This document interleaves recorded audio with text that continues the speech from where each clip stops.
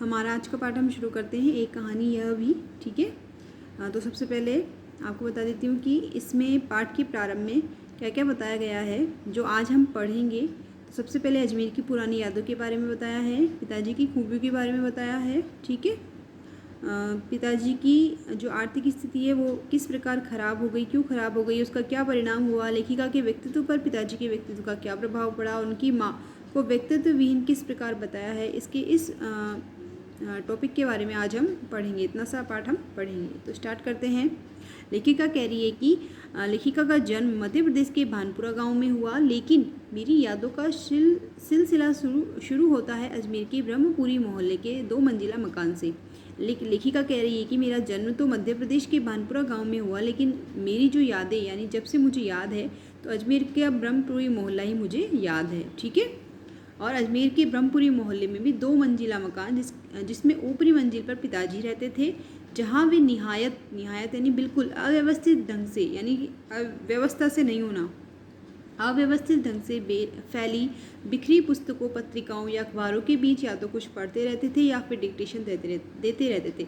ऊपरी मंजिल पे पिताजी रहते थे, उन्होंने क्या कर रखा था, बिल्कुल अपनी पत्रिकाओं को, पुस्तकों को, अखबार को बिखेर के रख रखा था, फैला के रख रखा था, और उनके बीच या तो वे पढ़ते रहते थे या फिर डिक्टेशन का काम देते रहते थे, ठीक है। और नीचे वाली मंजिल पर सारे भाई बहन और उनकी माता जी रहती थी, ठीक है।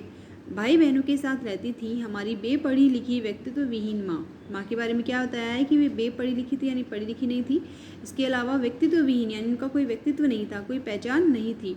क्यों नहीं थी? क्योंकि सवेरे से शाम तक हम सबकी इच्छाओं और पिताजी की आज्ञाओं का पालन करने के लिए सदैव तत्पर, यानी सुबह से शाम तक वे सिर्फ या तो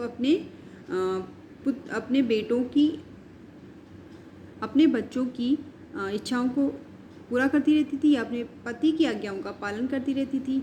अपने लिए उन्होंने कभी कुछ नहीं मांगा, हमेशा दिया ही दिया है। अपने व्यक्तित्व के लिए कभी कोई कार्य नहीं किया। उनका जो कार्य क्षेत्र था वो घर और रसोई तक ही सीमित रहा, इसलिए उन्हें व्यक्तित्व विहीन कहा गया है, ठीक है।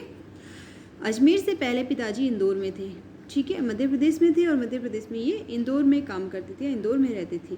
वहाँ उनकी बड़ी प्रतिष्ठा थी, मान था, सम्मान था, नाम था, ठीक है। कांग्रेस एक राजनीतिक दल है, के साथ साथ वे समाज सुधार के कामों से भी जुड़े हुए थे। शिक्षा के केवल उपदेश ही नहीं देते थे, बल्कि उन दिनों 8-8, 10-10 विद्यार्थियों को अपने घर पर रख कर पढ़ाया है, जिनमें से कई तो बाद में ऊंचे ओहदों पर पहुँचे। ओहदों यानी पद या पोस्ट, ठीक है। तो ये उनके खुशहाली के दिन थे। उन दिनों उनकी दरियादिली के चर्चे भी कम नहीं थे, यानी दिल से उदार होना, ठीक है। तो देखो यहाँ पे एक और वे बेहद कोमल और संवेदनशील व्यक्ति थे, तो दूसरी ओर बेहद क्रोधी और अहमवादी। तो यहाँ पे उनकी अच्छाई या गुण के बारे में बताया है कि वे क्या थे कि इंदौर में उनका बड़ा मान था, सम्मान था, ठीक है। कांग्रेस के साथ जुड़े हुए थे और समाज सुधार के कार्य भी करते थे। शिक्षा के उपदेश देते थे कि सभी को पढ़ाई करनी चाहिए, पढ़ा लिखा होना चाहिए, शिक्षित होना चाहिए। सिर्फ उपदेश नहीं देते थे, बल्कि 8-10 विद्यार्थियों को घर पर पढ़ाने के लिए बुलाते भी थे या पढ़ाते भी थे, ठीक है। और जिनको पढ़ाया है वे ऊंचे पदों पर, ऊंची पोस्ट पर भी पहुँचे हैं या प्राप्त किया है, ठीक है। तो ये उनकी खुशहाली के दिन थे, यानी कि आर्थिक दृष्टि से उनके अच्छे दिन थे, ठीक है। उन दिनों उनकी दरियादिली, यानी कि दिल से भी क्या थे, वे उदार थे, बेहद कोमल थे, संवेदनशील यानी भावुक व्यक्ति थे। तो दूसरी ओर क्रोधी भी थे और अहमवादी यानी घमंडी भी थे, ठीक है। आगे देखो।